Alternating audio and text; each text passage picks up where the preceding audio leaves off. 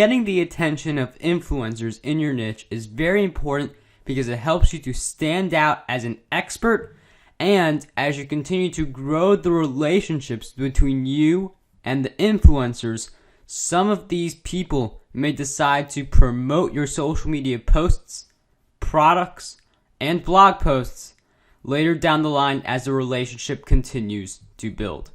So, when you are looking for influencers who you would connect with on social media and build relationships with, you have to start off by looking at their social media activity.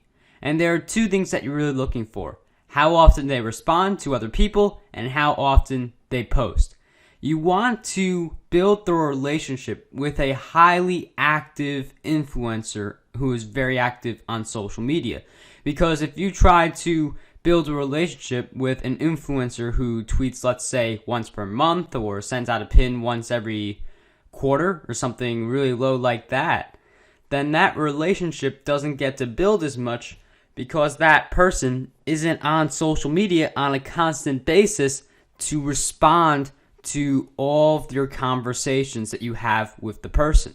So you would want to pick someone who is highly active on social media, but you also want to pick someone who often responds to their followers, because if someone, especially an influencer, takes the time to respond to followers, that influencer will also probably take the time to respond to one of your tweets, one of your Facebook comments, one of your comments on Pinterest, and one of your other types of interactions depending on the social network that you use. So see how active they are and how often they respond to comments.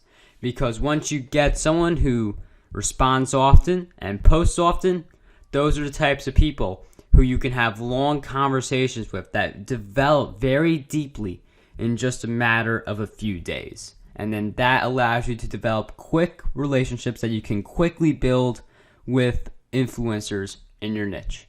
And when you start the conversation on social media, you can't start the conversation from a perspective where you want the person to promote you and you want the person to share your stuff. You have to be human with the conversation. And when I say be human, I mean you're inviting your friend over at your house and you're having a dinner together or something like that, and you're having a conversation like that. Imagine inviting your friend to dinner and saying, "Hey, can you promote my stuff? Can you promote this? Can you promote that?" Now, some of your friends may say, "Yes, sure, definitely." But remember, when you are interacting with these influencers, they are possibly seeing you for the very first time. So think about picking up someone from the street and going to a restaurant together. You've never seen this person in your life. You sort of have, but you've never really taken the time to talk to this person. And this person doesn't really know who you are. And then you're going to say, "Oh, can you do me this? And can you do A, B, C, D, E, F, G, and for me? Just do all of these things for me. I was wondering if it could work."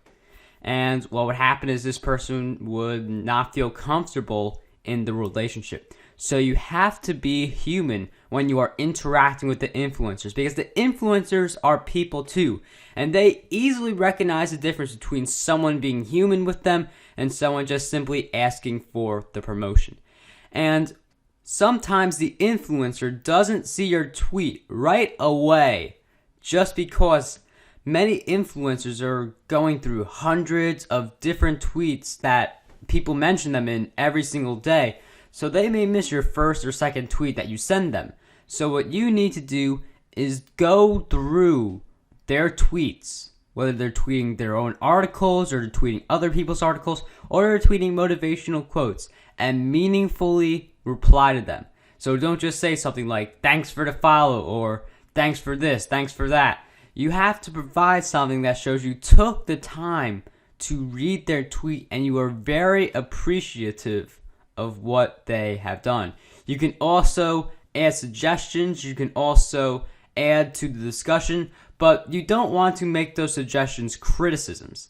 So in my blog post, for instance, I cover 5 different methods of doing something. And then at the end of the blog post, I say, "Do you have any other idea for another method?" I use this to get more engagement amongst all of my people in my audience. So some people will respond to those tweets offering that 6th tip or the 7th tip or the 8th tip. And those are the types of suggestions that would go very well with influencers.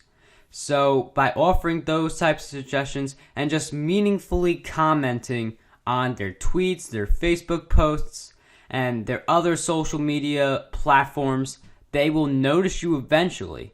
They will start the conversation with you. And then it's up to you to keep that conversation going so that the relationship builds. So social media is a really great way to initially start the conversation, but you eventually want to continue the conversation with an influencer via email. The longest conversations and the ones that are the most meaningful in building relationships, those take place through emails being sent back and forth between you and an influencer. And they just basically allow you to create a bond that can last for a very long time. So you may be wondering, how exactly do I get this person's email address? Well, you certainly wouldn't ask for it on social media. Now, I know this seems crazy because you have to get the email address of this person to continue the relationship, but you're not going to ask for one. Instead, what you are going to do is do some research to find this person's email address and then send an email to this person, basically reintroducing yourself, letting the person know that you interacted and that you got along on social media, and adding to the conversation in value. So you don't want to spend too much time reintroducing yourself in this email, but you do want to write the email in a way where it's easy for the influencer to remember who you are. Now, what does this research entail to getting the email address? 9 times out of 10, in fact 99% of the time, all you have to do is go to an influencer's blog, go to the Contact Me section, and then you will either see the email address or you will submit a form where you can contact the person via the email, one-on-one conversation, not on the social media platforms.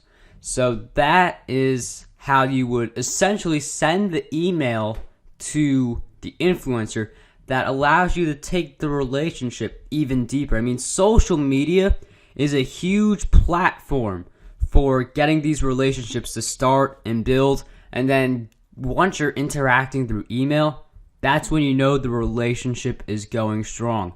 But one thing very important to do is that you keep on building this relationship. Just because you send the first email doesn't mean it's all over and the relationship is never going to end in any bad way. What you have to do is continue sending this person emails. You're not spamming the person. You're not sending an email every single day, but, 2 weeks, 3 weeks. You should be sending emails to this person on occasion and still interacting with this person on social media so that the relationship continues to build. Once this relationship builds and it's very strong and it's well established, that is the point where you can ask for the promotion. But when you ask for the promotion, whether you're asking someone to promote one of your products or one of your blog posts, you have to build the relationship even more as you plan to ask for the promotion. And what you have to do is you have to ask what you can do for the person first. So before you ask them to promote one of your products for you, ask what product this person has made you can promote.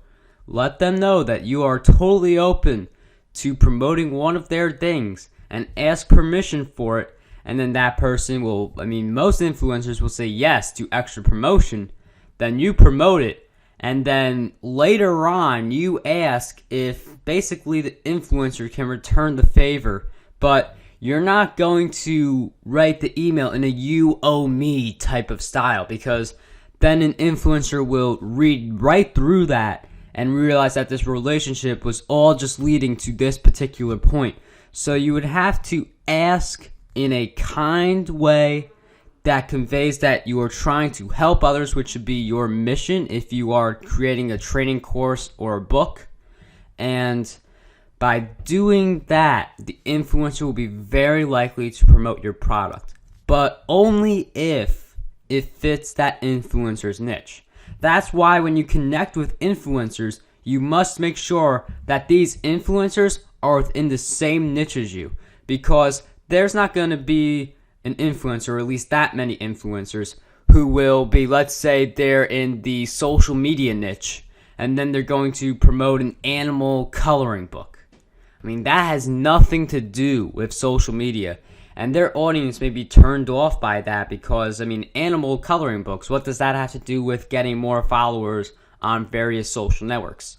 So make sure your product is in the same niche as the influencer, and then write your email expressing a kind gratitude for what that person has done, and then ask somewhere in that email for a type of promotion. That is all for this lecture. I hope it has served you, and what I want you to do is to dream big, achieve greatness, and unlock your potential today.